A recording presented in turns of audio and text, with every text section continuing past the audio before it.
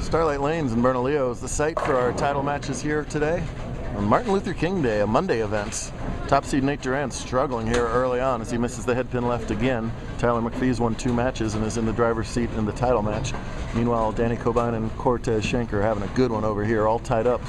Danny to take the lead with the And boys been throwing a lot of those in the title match. Defeated Derek Acuff in the semis 263 to 202, then 230 to 211 over Braxton Williams. Braxton won the first match 217 to 211 over fellow Texan Michael Hopkins. So a competitive stepladder so far with a lot of X's all weekend long.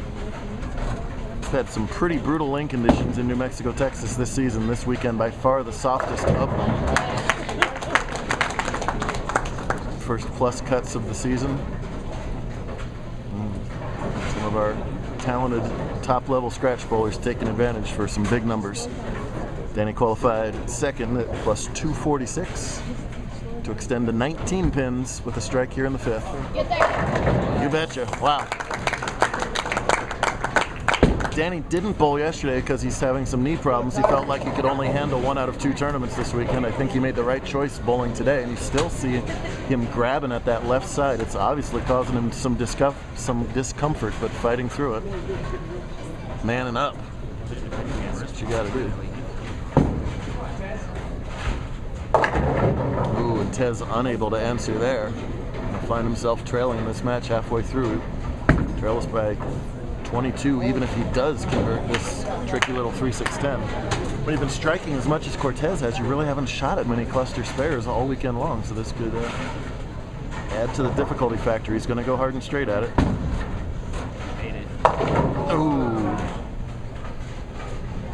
Big open and big lead for Cobine, who is over there trying to stretch out. He is hurting right now. Gutsy performance. Meanwhile, Duran continues to struggle. He's got 51 through 5, makeable spare here. He needs to make this just to get himself relaxed. Bowl like he's been doing all day long.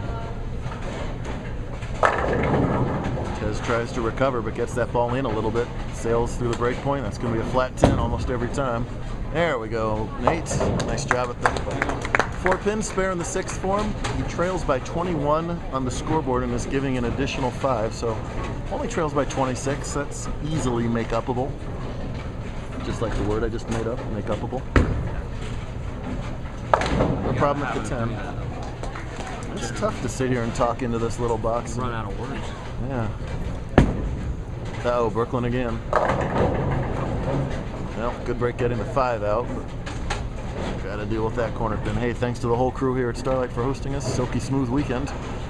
Good turnouts both days.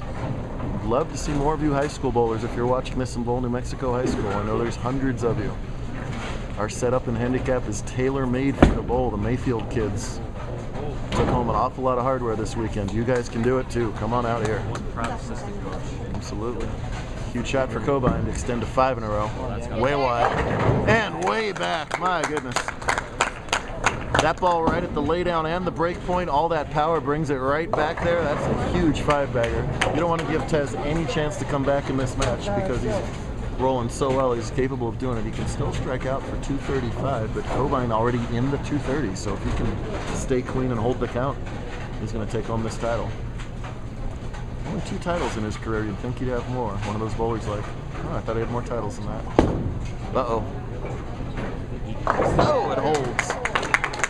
That's good form, making that spare for MacPhee hard and straight. If he had tried that hook ball, obviously that would have been nowhere near that 6-10. See Cobine trying to fidget with his arm swing and just, at this point, don't think about your leg. Oh, you can just see him wince at the foul. Wow. You can visibly, even from the back, you can visibly see his body flinching right at the point of release with all that effort to bring it through. And keeps the ball on line, on target. And make it a 6-bagger and put Tez in a must-strike situation pretty much the rest of the way. Fundamentally a young Pete Weber. Watch this delivery.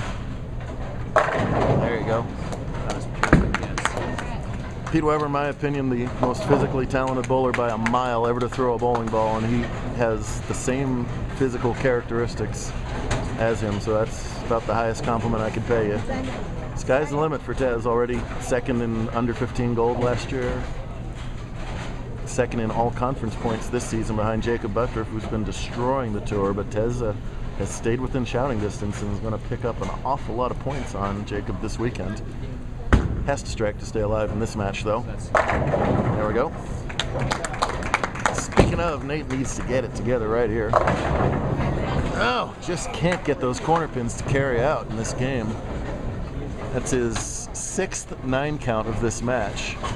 But the bigger problem is that he's missed 3 of the previous 9 counts. Has to make this 7 pin to keep in contention here.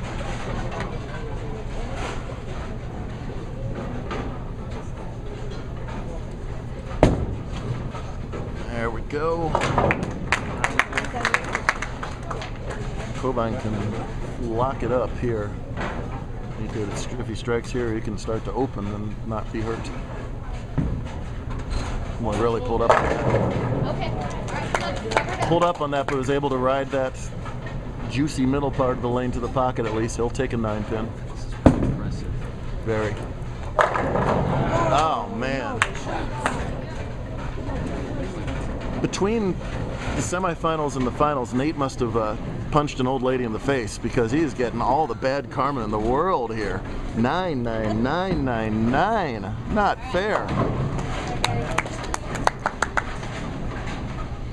I assure you, Nate did not punch an old lady in the face. Let's just say that on video. There we go. Nice job with the spare. Watch part 3 for the final.